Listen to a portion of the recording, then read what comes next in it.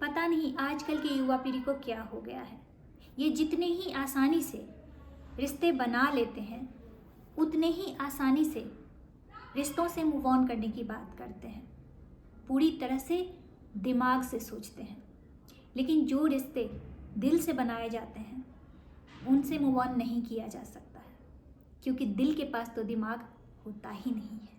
जी हाँ दोस्तों, मैं हूँ आप सबकी अपनी कल्पना, और मैं फिर से लेके आई हूँ आप सब के लिए एक बड़ी ही संवेदनशील स्टोरी। आप लोग अगर इसे देखेंगे तो रिश्तों के मर्यादा को, रिश्तों की गरिमा को समझ पाएंगे। कहानी है राजकुमार सिद्धार्थ की।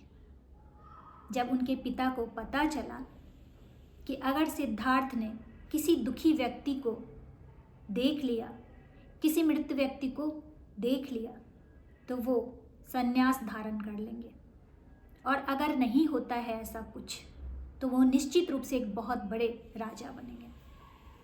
तो उनके पिता सुयोधन ने सिद्धार्थ को महल में रहने की सलाह दी।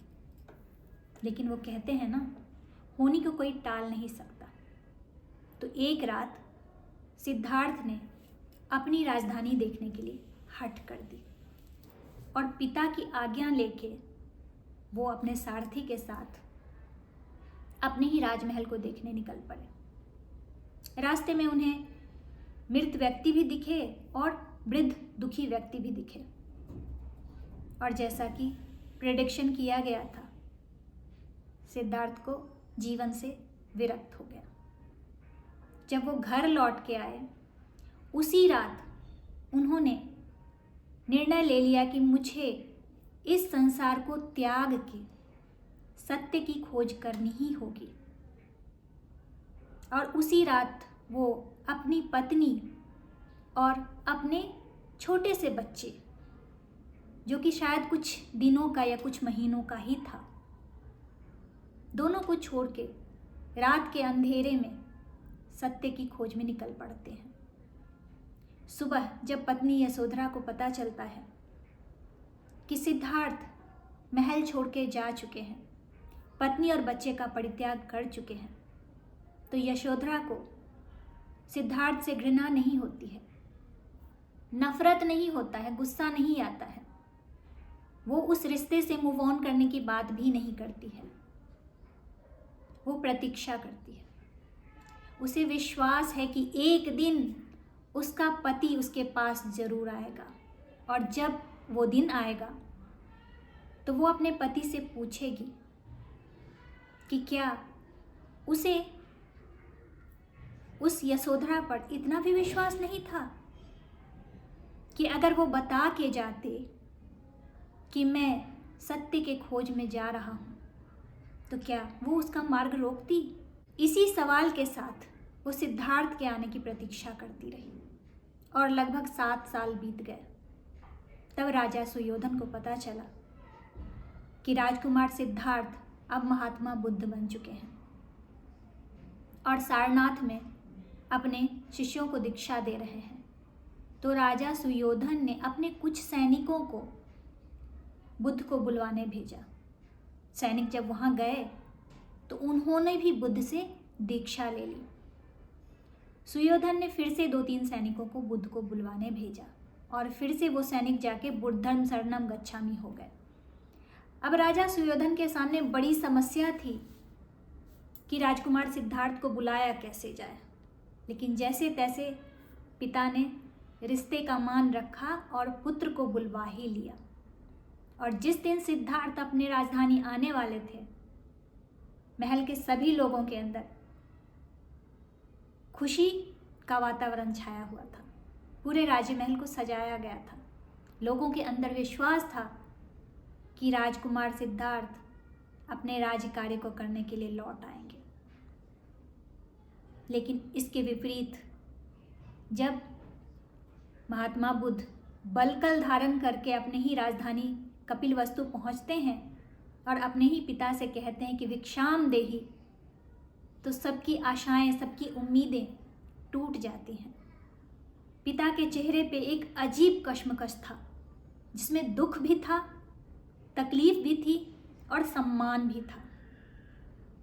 बुद्ध जब पिता से पूछते हैं कि यशोधरा कहाँ है, तो सुयोधन, राजा सुयोधन बुद्ध से कहते हैं कि वो अपने महल में तुम्हारी प्रतीक्षा कर रही है। बुद्ध कहते हैं यशोधरा यहाँ क्यों नहीं आई? तो राजा सुयोधन कहते हैं, पुत्र, तुम यशोधरा को छोड़ के गए थे। यशोधरा तुम्हें छोड़ के नहीं गई थी, इसीलिए यशोधरा से मिलने तुम्हें जाना चाहिए, वो तुमसे मिलने नहीं आएगी। यहाँ पर भी रिश्तों के गरिमा को दिखाया गया है। राजा सुयोधन ने अपनी पुत्र वधू के गरिमा का मान रखा है, अपने पुत्र वधू के सम्मान का मान रखा है और पुत्र से कहा कि गलती तुम्हारी है तो आगे तुम्हें बढ़ना चाहिए। और बुद्ध यशोधरा से मिलने उनके महल तक जाते हैं। यहाँ बुद्ध को भी देखिए तो उन्होंने भी रिश्तों का मान रखा है, क्योंकि वो तो अपने संसार का परित्याग कर चुके थे, अपनी पत्नी का परित्याग कर चुके थे, लेकिन फिर भी उन्होंने पिता की बात मानी। लेकिन फिर भी वो अपनी पत्नी से मिलने गए, क्योंकि उन्हें पता था कि यशोधरा का गुस्सा जायज है। और जब वो यशोधरा के पास पहुंचते हैं तो यशोधरा आगे बढ़ के बुद्ध का स्वागत करती है। बुद्ध कहते हैं, देवी भिक्षाम देहि। तो यशोधरा का दिल टूट जाता है, लेकिन वो चेहरे पर सिकन नहीं लाती है। वो कहती है, आर्य पुत्र, मैं आपकी ही प्रतीक्षा कर रही थी। मुझे इस बात का दुख नहीं है कि आपने मेरा परित्याग किया, आपने मेरे बच्चे का परित्याग किया, क्योंकि ये आपका फैसला था। मैं तो आज भी आपकी पत्नी हूँ। मुझे दुख इस बात का है कि आपने मुझे इस लायक भी नहीं समझा कि आप मुझसे कह के जाते कि आप अध्यात्म की खोज में जा रहे हैं, आप सत्य की खोज में जा रहे हैं। और अगर आप मुझसे ये कह के जाते तो मैं आगे बढ़ के अपने पति के फैसले का सम्मान करती। मैं खुश होती कि मेरा पति इतने महान कार्य के लिए जा रहा है, लेकिन आपने मुझे इतना भी मान नहीं दिया। आपने मुझे, मेरी मर्यादा को अपमानित किया। मुझे इस बात का दुख है। और हाँ, आपने मुझसे कुछ मांगा है तो आज मैं अपने जीवन का सबसे अनमोल रत्न आपको सौंपती हूँ। और ऐसा कहते हुए यशोधरा ने अपने 6 से 7 साल के बच्चे का हाथ बुद्ध के हाथ में पकड़ा दिया और कहने लगी, स्वामी इसे ले जाइए और इसे भी अपनी तरह सत्य के खोज पर अग्रसर कीजिए, इसे भी अध्यात्म के रास्ते पे ले जाइए। रिश्तों की मर्यादा होती है, रिश्तों में त्याग होता है, रिश्तों में विश्वास होता है। जब तक ये चीज़ें नहीं होंगी, रिश्ते बने नहीं रहेंगे। रिश्तों में प्रतीक्षा की जाती है। हमेशा समय एक जैसा नहीं रहता है। कभी अच्छा समय भी आता है, कभी बुरा समय भी आता है। जब हर परिस्थिति में हम एक दूसरे का साथ देते हैं, एक दूसरे के फैसले का सम्मान करते हैं, एक दूसरे की मर्यादा का लाज रखते हैं, तो ऐसे रिश्ते कभी नहीं टूटते हैं। कैसी लगी आप लोगों को ये कहानी? अगर कहानी अच्छी लगी हो तो अपने फैमिली और फ्रेंड में शेयर कर दीजिए। वीडियो अच्छा लगा हो तो इसे एक लाइक कर दीजिए। और ऐसे ही इंटरेस्टिंग और मोटिवेशनल स्टोरी के लिए सब्सक्राइब कर लीजिए मेरे यूट्यूब चैनल को और मेरे यूट्यूब परिवार का हिस्सा बनिए। चलिए अब आप सबसे विदा लेती हूँ। जय हिंद।